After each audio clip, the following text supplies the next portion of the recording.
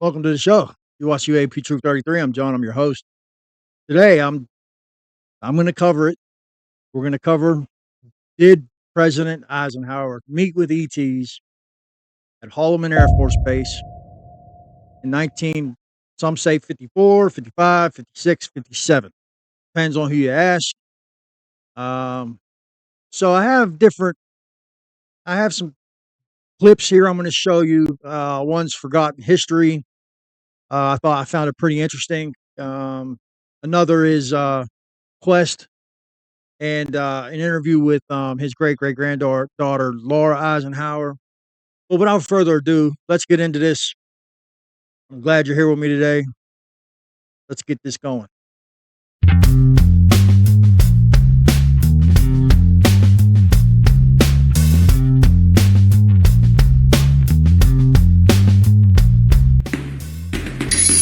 Check this out. 1953, U.S. President Harry Truman passed the reins of power to his successor, President Dwight D. Eisenhower. Truman also gave Eisenhower a pretty hefty file concerning a top-secret project called Majestic 12 that Truman established by classified executive order. Majestic 12, also known as Magic 12 and MJ-12 for short, is a code name for a secret committee of scientists, military leaders, and government officials formed in 1947 to facilitate the recovery and investigation of alien spacecraft. They were also founded to work together to understand and communicate with UFOs and extraterrestrials. Majestic 12 leaked secret government documents were first circulated by ufologists and made known to the public in 1984. Having received the Majestic 12 documents, President Eisenhower was extremely interested in UFOs and ETs. There is evidence that he met with ETs secretly, in fact, at least 3 times. Once at Edwards Air Force Base in California, and twice at Holloman Air Force Base in New Mexico. Since the Eisenhower meetings, other instances of UFO landings at or near Holloman Air Force Base have been reported. But what evidence do we have of Eisenhower's meetings? And what did Eisenhower discuss with the aliens? Let's try and find out. We'll say Laura Eisenhower, the great granddaughter of President Eisenhower, said that this is true, that this meeting happened, that the reason why they wanted permission to abduct humans is because they have a great interest in our DNA, that I think they're making hybrids, and they're also making, I guess you could say, adjustments to their DNA, manipulations, possibly so that they can, you would think like, their physiology.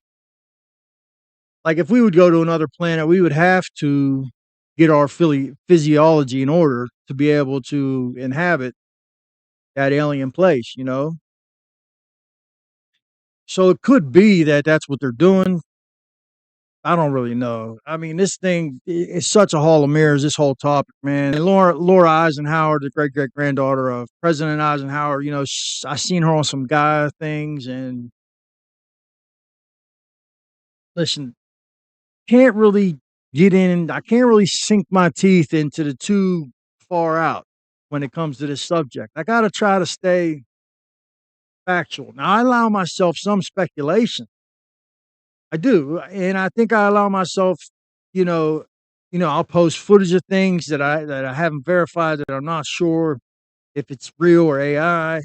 But if it looks good, if it looks like it could be real to me, and I get the vibe that the reactions from the people on the camera are genuine, and it just seems like a legit catch, I'll post and I'll comment on it, as long as it's not like blatantly false.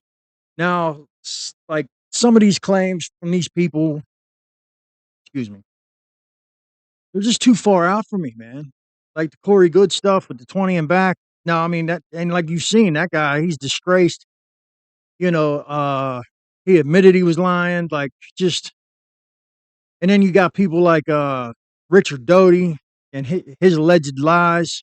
I got to say alleged because, you got to be careful with these people, but he's up there talking about elephant nose aliens and stuff. Like, come on, man. Like, I can't sink my teeth into that. And I'm actually calling it out. You know what I mean? Like, I don't want that stuff infesting this disclosure movement community, because all it does, man, is just it crushes our credibility to the greater public and to the people who can actually get this disclosure pushed forward, can actually get the truth out. You know, so sometimes I stay away from certain witness accounts. Um, but I just wanted you guys to know that that's the reason. You know, I'm very open minded. I do believe that there's a telepathic connection, that there's a psychological connection with aliens and people. And, you know, I believe that some people are in contact with extraterrestrials telepathically. I believe in this stuff. C5. Yeah, I'm there. Eisenhower supposedly meeting ETs, and I'm sure you're familiar with that story. So, okay, or what's that story? The story was, I believe it was 1956 or 57. The cover was that he was going to see a dentist, and in reality, he was out near Muroc, California, where Edwards is today, and he was brought out there to have a meeting because the extraterrestrial people very much were concerned about our atomic and nuclear weapons, and they were wanting us to get rid of all those. And then in exchange, they'd help us get these new technologies out to, benefit humanity and the earth. The military-industrial complex, as he called it, did not want him to do that. Member of the Naval Intelligence Briefing Team, with access to classified documents, is considered a credible witness. His review of these documents revealed that extraterrestrials had made contact with Earth. The aliens warned Ike that the planet was on the path of self-destruction, and expressed a desire to meet to help establish a lasting peace. Eisenhower met with two Nordic-appearing, blue-eyed ETs. A third one stood near the door as a lookout. Nordic alien is the name given to the humanoid extraterrestrials, purported to have come from the Pleiades star system, or resemble Nordic Scandinavians. They are further described as being 6 to 7 feet tall, with long blonde hair and fair skin. The discussions between Ike and the Nordic aliens were polite. Eisenhower sought to negotiate a treaty with the aliens, but was unwilling to comply with their demand to cease nuclear weapon testing. As a result, the aliens departed without a treaty in place. However, they returned the following year to Holloman Air Force Base in New Mexico for another meeting with Eisenhower. And there is a corroborating story to the ET meeting with Ike at Edwards Air Force Base. A man named Gerald Light wrote a letter in April 1954, claiming to have been an eyewitness to the Edwards Air Force Base meeting between Eisenhower and the ETs. Light provided details, such as watching Air Force officials studying 5 aircraft with the permission of their alien owners. However, some questioned the credibility of Light's report, since he was known to have a love of the occult and claimed to be a clairvoyant, but others, like Meade Lane, the former director of Borderland Sciences Research Foundation, confirms and believes Light did know firsthand of what occurred. There were several eyewitness reports of the second meeting between Ike and the ETs at Holloman Air Force Base in New Mexico, which is only about 120 miles from the well-known Roswell incident, and the reports are more detailed than the ones provided for the Edwards Air Force Base meeting by Light. In February of 1955, approximately 300 people saw Air Force One land at Holloman Air Force Base and taxi back out to the end of the runway. Shortly after the plane landed, the pilot instructed the tower to turn off all radar while the president's plane was on the tarmac. Soon after Air Force One landed, the radar was turned off, and 3 round discs were seen in the sky. One landed about 200 feet in front of Air Force One. Now, I just want to say that the things that this man's saying right now, right, was something that a soldier overheard 2 other soldiers talking about. So this account is, we don't know. You know, a guy heard something, and the only thing that he actually witnessed was Air Force One flying away. So I just want to point that out. And look, I don't know if whether this happened or didn't. I'm assuming that there's probably been contact between presidents and ETs. So that was Forgotten History. You know, you guys can go watch that that episode yourself. I found it very interesting. So here we are, Huffington Post, Eisenhower and the aliens. Former U.S. president had 3 secret meetings with extraterrestrials, and this was apparently some interview that Timothy Good, not to be confused with Corey Good. Please don't freak out. Timothy Good, excuse me. He was a consultant for the Congress and the government. And I guess he did an interview with BBC UK about this, where he claimed that President Eisenhower had 3 meetings with extraterrestrials. And I believe one of those is the famous one from Holloman Air Force Base. But let's get into this. Let's get into this article here. 34th President of the United States met with extraterrestrials at a remote Air Force base in New Mexico in 1954, according to lecturer and author Timothy Good. Eisenhower and other FBI officials are said to have organized the showdown with space creatures by sending out telepathic messages. Now, at the time this article was written, a lot of people would have been like, oh, yeah, right, whatever, cringe, automatically discredit it. But now we know from C5 and, things like Skywatcher and stuff that it's pretty evident that there was possibly and is possibly telepathic communication with extraterrestrials, especially like think about Chris Bledsoe, C5, things of this nature. But let's get back to the article. Conspiracy theorists have calculated and have circulated, increased rumors in recent months that the meeting between the commander-in-chief and people from another planet took place. But claims from Mr. Good, a former U.S. Congress and Pentagon consultant, are the first to be made publicly by a prominent academic. So this guy's pretty reputable, right? Speaking, Frank Skinner's BBC Two current affairs show, Opinionated, said that the governments around the world have been in regular contact with aliens for many decades, which you just look at the accounts of Paul Hellyer, ex-defense minister of Canada. He's come out and said that we've had communications, interactions, and that we actually have treaties with these beings. And then you look at like I am a shed, the he was like the ex-defense space minister dude for Israel. He said that there was a galactic federation and that we have treaties with them. And I am a shed has actually said that the reason why disclosure hasn't happened isn't because of the government, but it's because the ETs don't think we're ready. That's interesting. But let's get back to the article. Aliens have made both formal and informal contact with thousands of people throughout the world from all walks of life. What Timothy Good said. Asked why the aliens don't go to somebody important like Barack Obama, he said, well, certainly I can tell you that in 1954, President Eisenhower had 3 encounters, set up meetings with aliens, which took place at certain Air Force bases, including Holloman Air Force Base in New Mexico. He added that there were many witnesses.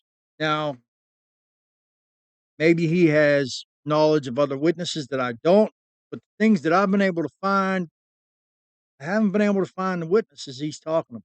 Now, that doesn't mean there aren't any. They just might not have come out publicly, and maybe he's spoken to them privately. I don't know. But Eisenhower, who was president from 53 to 61, is known to have had a strong belief in life on other planets.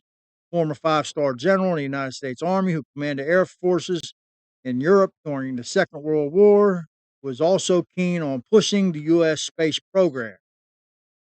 His meeting with the cosmic life forms, that's great, is said to have taken place while officials were told that he was on vacation in Palm Springs, California in February 1954.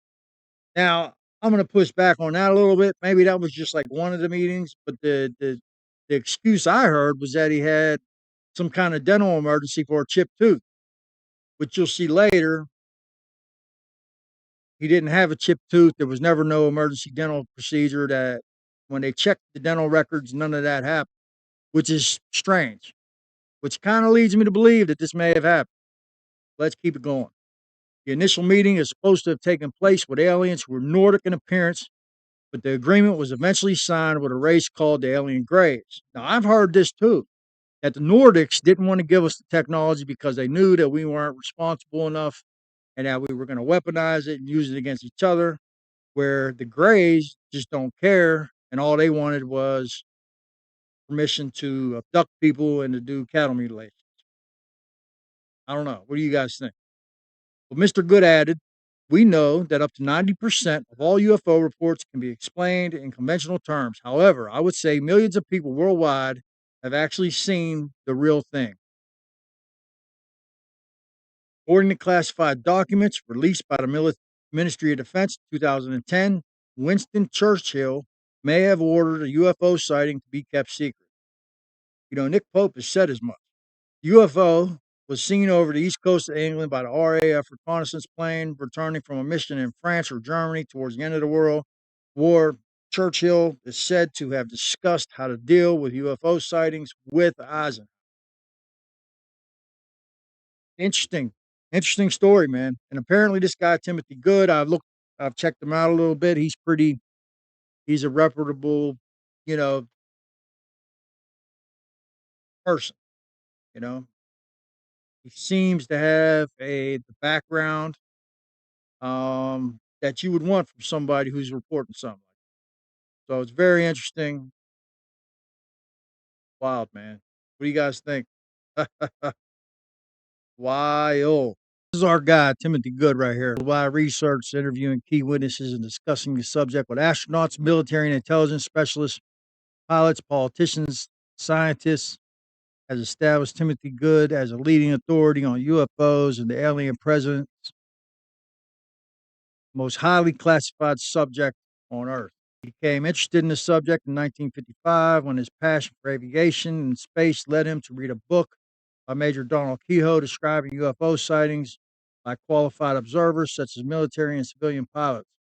In 1961, after reading a book by Captain Edward Ruppelt, a U.S. Air Force intelligence officer, he began to conduct his own research. Since then, he has amassed a wealth of evidence, including several thousand declassified intelligence documents.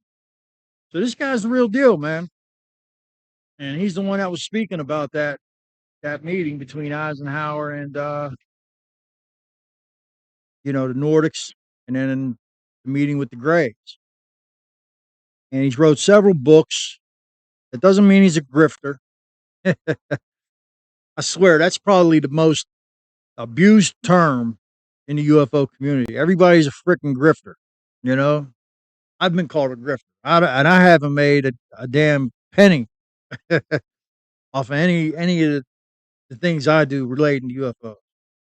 You know, some people just do this because they love the subject, because of their curiosity. That's why I do it. That's why I love it, and that's why I'm going to continue to do it. So, yeah. So this is Timothy Good, man.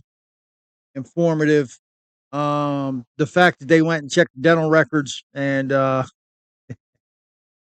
it appears there was no chipped tooth, there was no record of any of this, and that it appears that Eisenhower was at Holloman that day. Of course, the plane wasn't called Air Force One back then,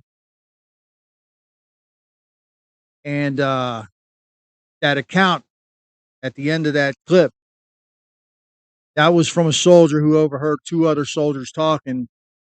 That soldier overheard them talking, wasn't allowed outside to see what was going on, but he claimed that he saw through a window that Air Force One was flying away from the base.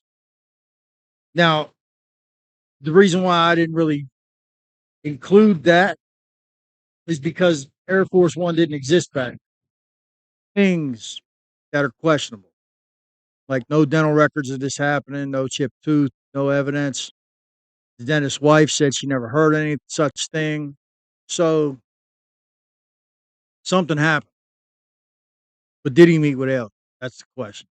So I don't know. I mean, what do you guys think? Leave a like, share it with two friends, comment, tell me what you think. You guys think it happened? I mean, did I miss any evidence? If you guys find anything, if you guys, if somebody out there has some kind of firsthand account that this happened. You know, I would love to look into it and update this episode. But yeah, that's the show for today. I'll be back tomorrow. Till then, you're watching UAP Truth 33. I'm John. Thank you for tuning in.